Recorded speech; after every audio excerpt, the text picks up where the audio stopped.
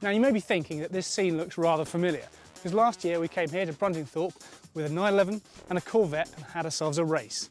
Back then, well, the Porsche somewhat embarrassed the Corvette, but the Americans have been away, had a rethink, now they're back and ready for a rematch. Because what we've got here today is the new ZR1. With a 6.2 litre supercharged V8, it produces 638 brake horsepower and over 600 pound-foot of torque. Porsche's contender is unchanged, the mighty GT2. On paper, it's the Corvette that's got the higher power-to-weight ratio and a faster 0 to 60 time. But let's see which is faster today. 3, 2, 1, go!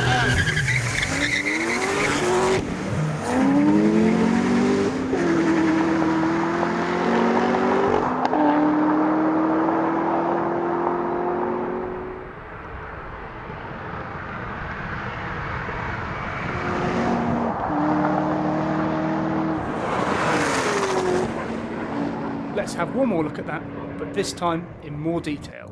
3, 2, 1, go! Right, sure enough, got an early lead, up to third gear. I've also got change-up lights and a slightly better gearbox. It's a ZR1. The traction in this is just not as good as the Porsche. Every time I get a gear, I slightly gain on him, and every time I take a shift, he pulls out a bit. But you know what? We're gaining again as it passes 170 on the speedo. It's not edging away.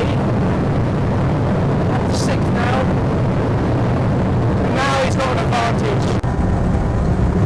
180 on the speedo, 190. I'm going to need another gear.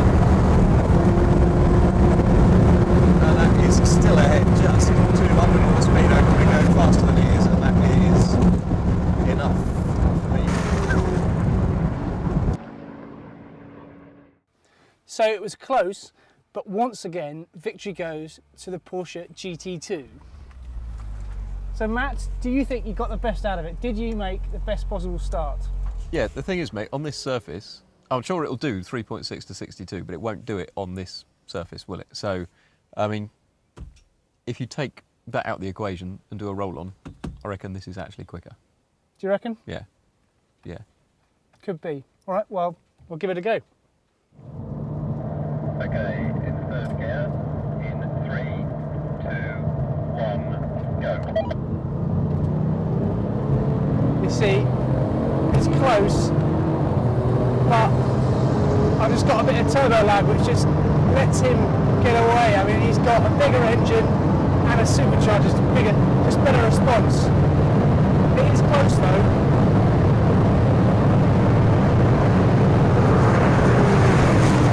But he's just edging away.